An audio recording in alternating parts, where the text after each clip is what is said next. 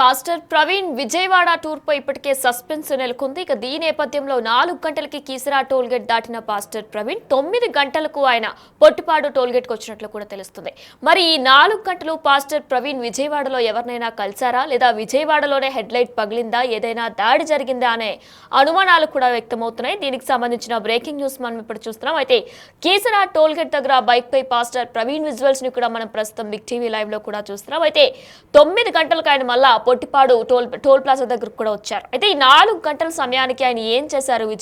విజయవాడకే వెళ్లారా, విజయవాడలో ఏదైనా దాడి జరిగిందా, లేదా ఎవరినైనా కలిసారా అనే అనుమానాలు కూడా వ్యక్తమవుతున్నాయి. అయితే అక్కడే ఆయన హెడ్లైట్ పగిలిందా, లేదా ఇంకేమైనా జరిగిందా అనే అనుమానాలు కూడా వ్యక్తమవుతున్నాయి. సాయంత్రం 4:07 సమయంలో కీసరా టోల్ ప్లాజాను దాటారు పాస్టర్ ప్రవీణ్. ప్రస్తుతం ఆ విజువల్ ని, అలానే ఎస్పీ ఐజీ ఏదైతే విజువల్ ని మనకి ప్రెస్ మీట్ లో రిలీజ్ చేశారో ఆ విజువల్స్ ని కూడా మనం చూస్తున్నాం. అయితే ఏలూరు దగ్గరలోని పొట్టిపాడు టోల్ ప్లాజాను రాత్రి 9:15 దాటారు పాస్టర్. ఇక 2 టోల్ ప్లాజాల మధ్య దూరం కూడా చూసుకున్నట్లయితే 64 కిలోమీటర్లు మాత్రమే. అయితే గంటలోనే వెళ్ళిపోవచ్చు, కానీ ఏదైనా పని ఉంటే కనుక 2 గంటలు వేసుకున్నా సరే. మరి 4 గంటలు విజయవాడలో ఏమైనా చేశారా, విజయవాడలో ఎవరినైనా కలిసారా, దాడి ఏదైనా విజయవాడలోనే జరిగిందా, హెడ్లైట్ పగిలిపోవడానికి కారణాలు కూడా విజయవాడ చుట్టూనే సమాధానాలు కూడా ఉన్నాయా అంటూ కూడా అనుమానాలు వ్యక్తం చేస్తున్నారు క్రైస్తవ సంఘాలు. ఇక ఆ 4 గంటలు ప్రవీణ్ ఏం చేశారు, విజయవాడ వైపు వెళ్లారని, అక్కడ ఎవరో కలిసారా, విచారణ చేస్తున్నామంటూ కూడా ఐజీ అశోక్ కుమార్ కూడా చెప్పుకొచ్చారు. అయితే అసలు ఐజీ ఏం చెప్పారనేది కూడా మనం ఇప్పుడు ఒకసారి విందాం. సో బేసిక్గా మాకు ప్రిలిమినరీ ఇన్వెస్టిగేషన్ వారు 24 తారీఖు హైదరాబాద్లో వారు ప్రిలిమినరీగా ఇంతవరకు వారి బంధువులు కానీ, తర్వాత వారు రోడ్లో ప్రయాణం చేస్తున్నప్పుడు కొంతమందితో మాట్లాడిన వాళ్ళ ఫ్రెండ్స్ ద్వారా కానీ ఇంకా అందరితోటి మాట్లాడడం జరిగింది. సో వారు 24 తారీఖు మార్నింగ్ హైదరాబాద్ నుంచి అరౌండ్ 11 గంటలకు బయలుదేరినట్టుగా మాకు ఉంది. తర్వాత అరౌండ్ 1 o'clock అట్లా వారు Choutuppal tollgate 1 o'clock Choutuppal tollgate pass అయ్యారు. అంటే వరుసగా మనకి సీసీ కెమెరాస్ ద్వారా మనకు లభ్యమవుతూ ఉంది. తర్వాత కొద్దిసేపు ఒక విజయవాడలో మాత్రమే వారు విజయవాడకు వచ్చిన తర్వాత ఒక 3-4 hours వారి మూమెంట్ ట్రాక్ చేస్తున్నాం. వారు ఎక్కడున్నారు విజయవాడలో అనేది దాని మీద ఫర్దర్ ఇన్వెస్టిగేషన్ జరుగుతూ ఉంది. తర్వాత కొంతమూరు పెట్రోల్ బంక్ దగ్గరికి అరౌండ్ 11:30కి రీచ్ అయ్యారు. అరౌండ్ 11:42కి ఈ నయారా పెట్రోల్ బంక్ దగ్గర ఈ ఇన్సిడెంట్ జరిగింది. సో వారి మూమెంట్ అంతా కూడా బయలుదేరినప్పటి నుంచి వారు మరణించేంత వరకు పూర్తిగా ట్రాక్ చేయడం జరుగుతూ ఉంది.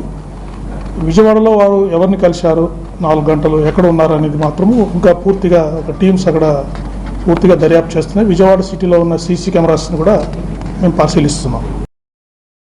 ఈ విధంగా ఐజీ అశోక్ కుమార్ కూడా చెప్పుకొచ్చారు. దీని గురించి మరింత డీటెయిల్గా ఇన్వెస్టిగేషన్ కూడా చేస్తామంటూ కూడా చెప్పుకొచ్చారు. మనం ప్రస్తుతం విజువల్ రూపంలో కూడా చూస్తున్నాం. కీసరాలో 4 గంటలకి దాటిన ఆయన తిరిగి పొట్టిపాడులోనే 9:15 దాటిన విజువల్స్ ని కూడా మనం ప్రస్తుతం సెకండ్ బాక్స్ లో చూస్తున్నాం. దీనికి సంబంధించిన మరిన్ని అప్డేట్స్ మా ప్రతినిధి శివశంకర్ ఫోన్ లైన్ ద్వారా అందిస్తారు. ఎస్ శంకర్, అయితే విజయవాడలో మొత్తం కీసరా నుంచి పొట్టిపాడుకి 64 కిలోమీటర్ల దూరం మాత్రమే ఉంటుంది. అయితే సరిగ్గా పాస్టర్ దాటడానికి 4 గంటల సమయం పట్టింది. అయితే డీటెయిల్స్ ఏంటి? ఐజీఎస్పీ ఇంకా దీని గురించి ఏమైనా చెప్తున్నారా? అక్కడ ఎవరైనా కలిసారని కానీ ఏమైనా చెప్తున్నారా?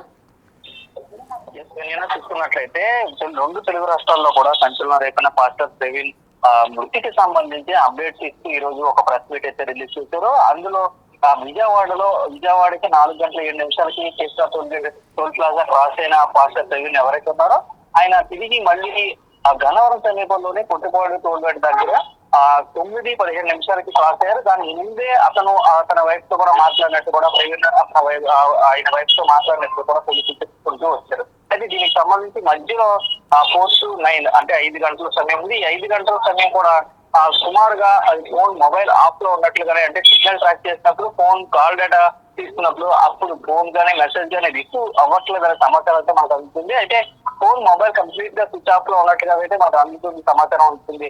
ఫోన్ ఛార్జింగ్ పెట్టారా, లేదంటే ఫోన్ ఆఫ్ అయిపోయిందా, అక్కడే ఏమైనా జరిగిందా అనే అనుమానాలు అయితే వ్యక్తం అవుతున్న నేపథ్యంలో సిటీ విజయవాడకి సంబంధించిన సిటీకి సంబంధించిన సిటీ ఫుటేజ్ అంతా కూడా క్యాప్చర్ చేస్తున్నారు. ఇవన్నీ కూడా ఇంకా సేకరిస్తున్నారంటూ కూడా చెప్పుకొచ్చారు. ఇప్పటికీ 6 రోజులు గడుస్తున్నప్పటికీ ఒక టీం స్పెషల్ గానే ఈ విజయవాడలో ఎక్కడ ఆగారు, ఎక్కడి నుంచి ఎక్కడికి వెళ్ళారు, ఎవరితో మాట్లాడారు అనే కోణంలో పూర్తి స్థాయి దర్యాప్తు చేస్తాడు చెప్పారు. అయితే టోల్ ప్లాజాస్ కి జర్నీస్ కి సంబంధించి టోటల్ గా విజయవాడ టు రాజమండ్రి శ్రీనాథ్ ఎక్కడ వరకు ఉందో అక్కడ వరకు కూడా ఆయన లైట్ లేకుండానే ప్రయాణించారనేది మాత్రం ప్రైమరీగా నిర్ధారించారు. ఈ నేపథ్యంలో విజయవాడలో ఆ 4 గంటల కీలకంగా మారాయి. ఎందుకంటే 1 గంట సేపు సమయం జర్నీకి మనం తొలగించుకోవచ్చు. ఇంకా 5 గంటలు 4 గంటలు 1 గంట తీసేస్తే ఇంకా 4 గంటలు ఉంది కాబట్టి ఆ 4 గంటలు ప్రధానంగా ఎక్కడ గడిపారు, ఎవరితో గడిపారు, ఎవరితో మాట్లాడారు, ఎవరినైనా కలిశారా, లేదా అక్కడ ఎవరైనా దాడి చేశారా ఆయన మీద అనే కోణంలో కూడా పూర్తి ఎంక్వైరీ కొనసాగుతుందని చెప్పుకొని దీనికి సంబంధించి ఇప్పటికే ఈ కేసుకి సంబంధించి రాష్ట్ర ప్రభుత్వం ప్రతిష్టాత్మకంగా తీసుకుందని చెప్పారు. ఒక స్పెషల్ కేసుగా దీన్ని పరిగణించేవారు కూడా చెప్తున్నారు.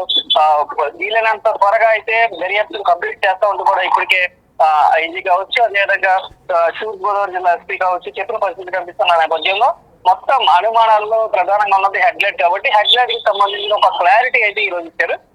ఇంకా మిగిలింది విజయవాడలో 4 గంటలు ఎందుకు స్టే చేశారు, 4 గంటల సమయం ఆ మొబైల్ కి ఫోన్స్ కానీ SMS కానీ ఎందుకు వెళ్ళలేదు అనేది ప్రధానంగా రెండో ప్రశ్న.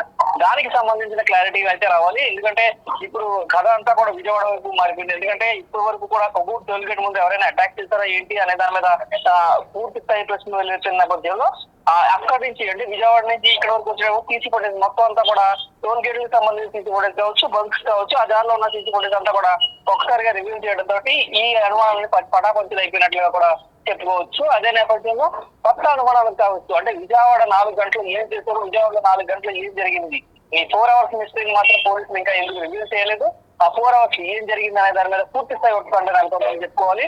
దీనిపై ఇప్పటికే సీసీ కెమెరాల ఆధారంగా పూర్తి స్థాయి దర్యాప్తు చేస్తున్నట్టు కూడా ఐజీ మరియు చర్చల పరిస్థితులు ఇక్కడ కనిపిస్తున్నాయి. Right Shankar, thank you. Yes, మనం ప్రస్తుతం విజువల్ రూపంలో కూడా చూస్తున్నాం. కీసరా రోజు కీసరాని 24వ రోజు ఆయన మొత్తం 4 గంటల 7 నిమిషాలకి దాటినట్టు కూడా మనం ప్రస్తుతం బిగ్ టీవీ లైవ్లో ఆ విజువల్ ఏదైతే ఎస్పీఐజీ కూడా రిలీజ్ చేశారో ఆ విజువల్ని చూస్తున్నాం. అయితే తర్వాత పొట్టిపాడుకి సమీపంలో కూడా ఈ రెండింటికి పొట్టిపాడు కీసరాకి కూడా 64 కిలోమీటర్ల దూరం మాత్రమే ఉంటుంది. అయితే మహా అయితే వేసుకుంటే 1 గంట సమయం పట్టొచ్చు, లేదా ఏమైనా పనులుంటే 2 గంటల సమయం పట్టొచ్చు. కానీ దాదాపు 4 గంటల పాటు ఈయన విజయవాడలోనే స్టే చేశారా, లేదా విజయవాడలో ఎవరినైనా కలిశారా, హెడ్లైట్ పగిలిపోవడానికి కారణాలు కూడా విజయవాడలో ఏదైనా దాడి జరిగిందా అనే కోణంలో కూడా ప్రస్తుతం దర్యాప్తు చేస్తున్నామంటూ ఇటు పోలీసు అధికారులు కూడా తెలియజేస్తున్నారు. అయితే ఏలూరు దగ్గరలోని పొట్టిపాడు టోల్ ప్లాజాను రాత్రి 9 గంటల 15 నిమిషాలకు పాస్టర్ ప్రవీణ్ దాటొచ్చారు. ఇక 2 టోల్ ప్లాజాల మధ్య దూరం కూడా చూసుకున్నట్లయితే 64 కిలోమీటర్ల మాత్రమే ఉంటుంది. గంటలో వెళ్లాల్సిన పాస్టర్ ప్రవీణ్ కు 4 గంటలు ఎందుకు పట్టిందన్న అనుమానాలు కూడా వ్యక్తమవుతున్నాయి. ఇక గంట ప్రయాణం తీసేసినా సరే మరో 4 గంటలు ఎక్కడికి వెళ్లారు, ఆ 4 గంటలు ప్రవీణ్ ఏం చేశారు, విజయవాడలో ఎవరినైనా కలిశారా, ఎందుకంటే ఆ 4 గంటలే ఫోన్ కూడా స్విచ్ ఆఫ్ అయినట్లు కూడా పోలీసు అధికారులు తెలియజేస్తున్నారు. అక్కడ దాడి ఏదైనా జరిగిందా, ఆ దాడిలోనే బండి హెడ్లైట్ కూడా పగిలిందా అనే కోణంలో కూడా ప్రస్తుతం దర్యాప్తు చేయాలంటూ కూడా క్రైస్తవ నేతలు కోరడంతో ఆ విధంగా కూడా దర్యాప్తు చేస్తున్నామంటూ కూడా ఇటు ఐజీ కూడా చెప్పుకొచ్చారు.